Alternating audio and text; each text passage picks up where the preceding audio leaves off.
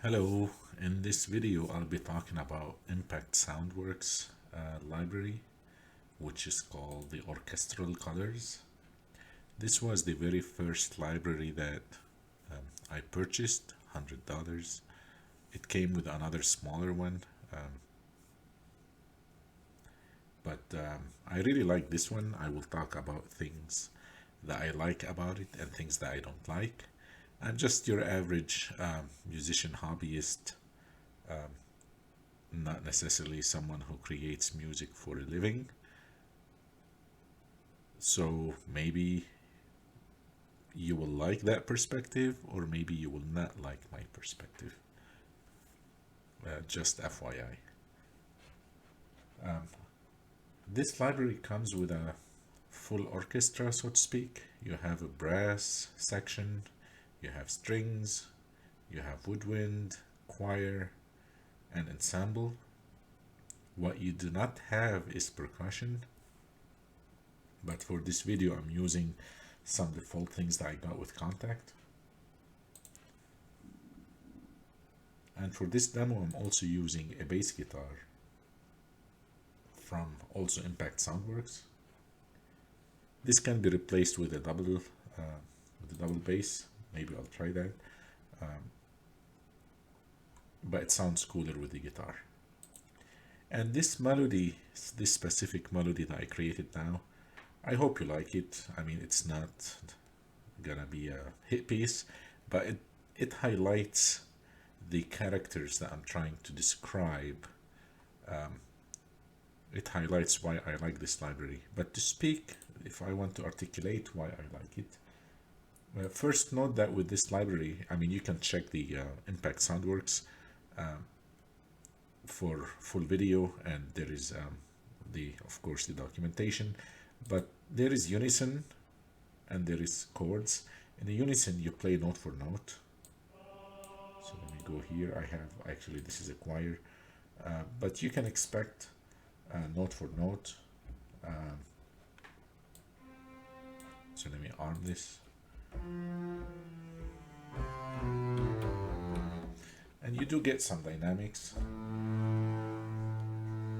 but there is no vibrato, there is no trills or tremolo. So it's really good in my opinion, at what it does. It just doesn't do much. You even get some nice impulse responses here. It's very practical in my opinion, and it allows you to sketch ideas quickly before you can scale them.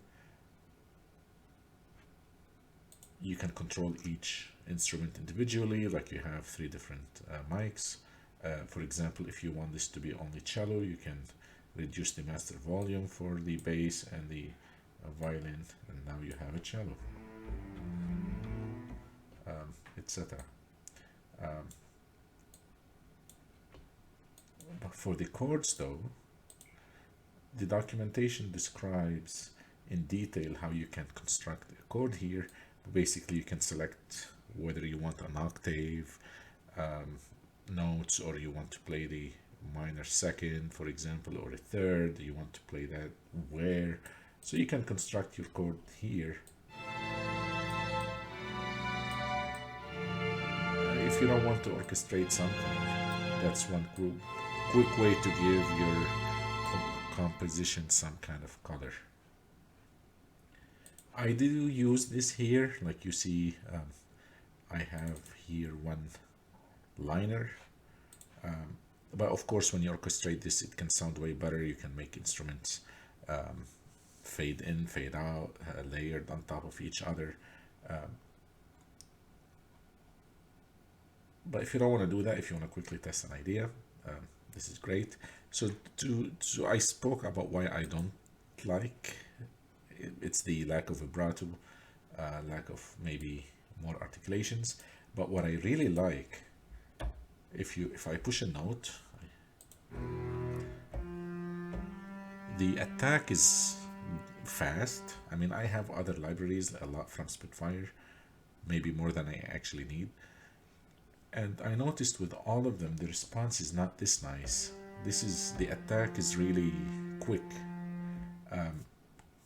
if you like, or if you need to create melodies where the whole string sections, for example, have to play the melody together quickly, not as a background music. Not, I'm not talking epic. I'm just talking like normal melodies. This, I feel this is the really nice one to use. This reminds me of the VSL library that I got with Contact. This one also, let me tell you how they're equivalent. For example, if I choose the string section here, let me mute this one. So if I play something in the sustain, it's not what I want. But if I go here to the options and I choose this curve, that's how they become equivalent. Of course, they sound different. They're recorded in different places.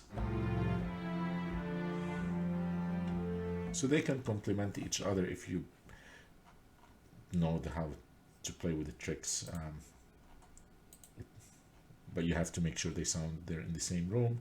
But let me close this one. But that's what I mean by the quick response. Enough talking, let me play the demo. And this demo, again, it highlights why I like this.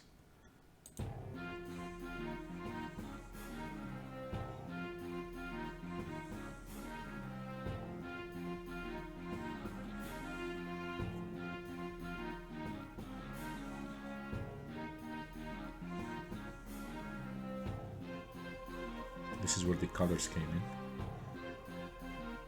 I do have a choir, just like a background texture. The brass is being played part of this.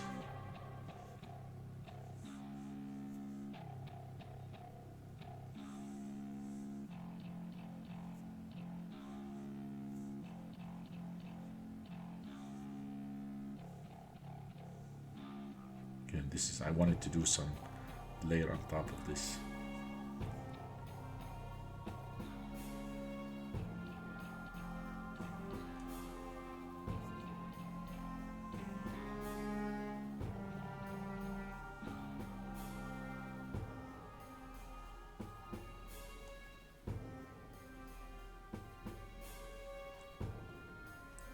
So there is some wind. Maybe I should have made this a bit weaker. It's too loud.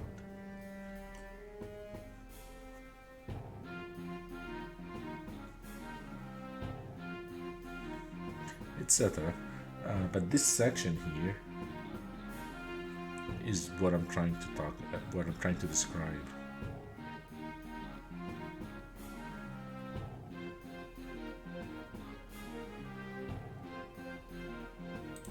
So let me go maybe open the woodwinds here. My intention here was to give it, I have to arm it. You see, it's very quiet background type of texture. I can change it by, of course, reducing or increasing this.